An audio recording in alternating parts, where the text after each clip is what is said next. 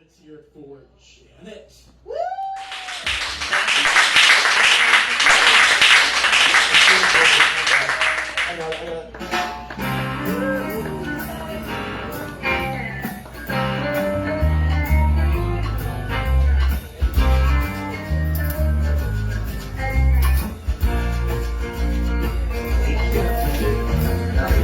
It's so awesome that I haven't been here in so long, but I still have my own song when I come up. We're good with us. I'm going to be really quick because I want to be able to share these poems with you. I have 2 new poems that will be slated. They were written post-Roe v. Wade, about the same, and they are slated to go into the potential cyberwit.net 2023 book that is tentatively titled Testament. I'm just showing it to you. It's not done. It's not ready yet, but these are brand new poems from that. This first one is for you guys here in Texas. The first one is called, it really is all about choice. There are some who may argue that a fetus with no mouth to express their lack of emotion while inside a womb doesn't have a choice when a woman terminates a pregnancy.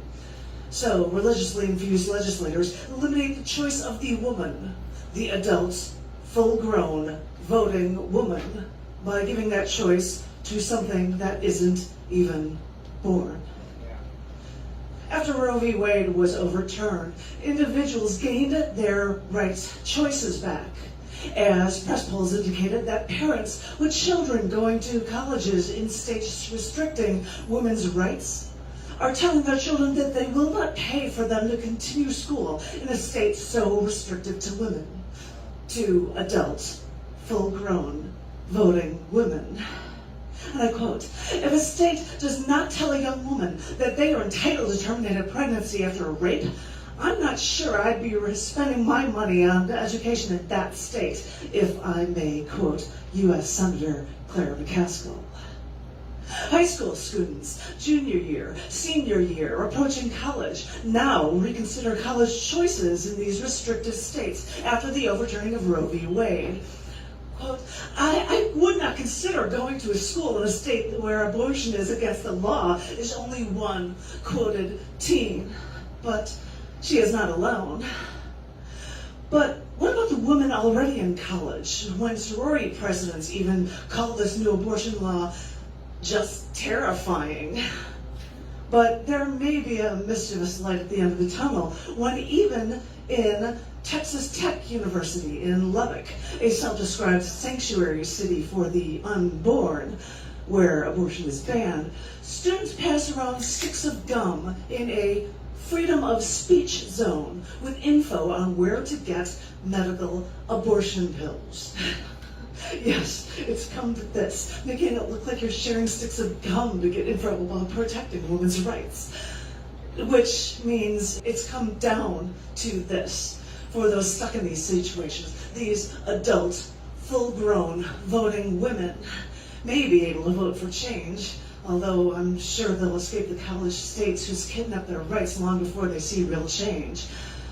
What ripple effects will this overturning of women's rights cause? Will school choice change?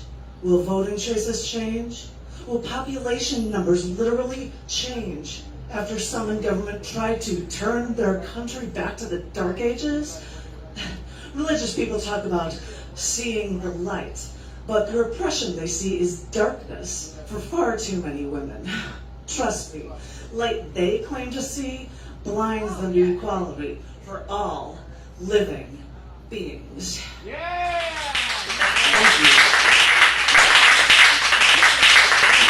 I'm trying to get them done quickly, so I'm done in time. This second new one is called Only Pose What I Know. Journalism blood runs through my veins. Bits of information come streaming to me. First instinct is to learn the entire truth and then see how all the pieces fit together. Seeing the stack of states surprisingly high that already had trigger laws to further suppress women's rights if Roe v. Wade was overturned by the Supreme Court, seeing the swath of southern states, well, made something click in my head.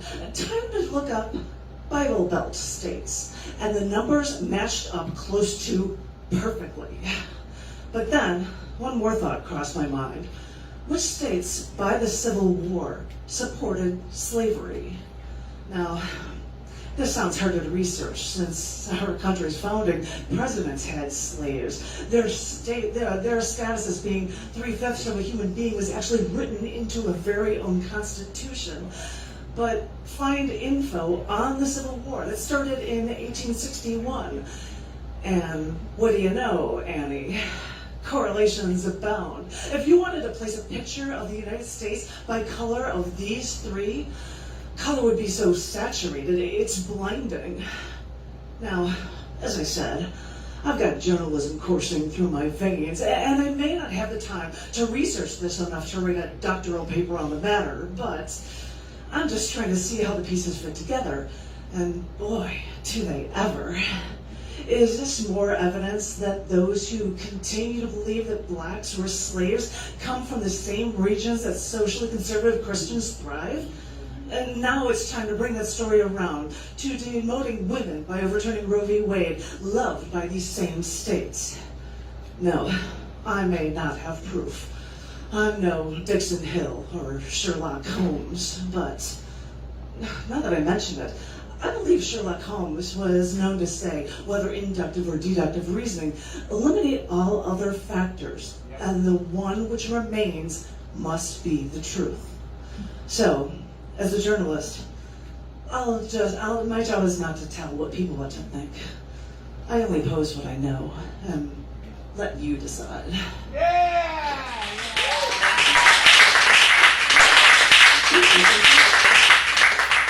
This March in Women's History Month, Ciderwit Press published this book of mine that is titled Shattering the Glass Ceiling, and it has poems and all sorts of things and translations. This book has translations, and I am going to open up, just so you can see it. I've got translations into Slovak.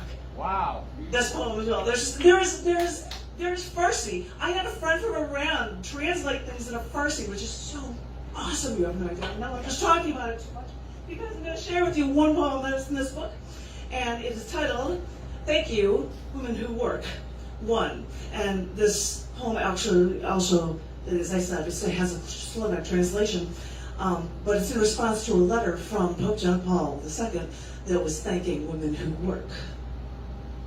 Thank you, women who work, because you are the one, because you take on the responsibilities of men while still having to be mothers, wives, good little daughters, and feminine creatures.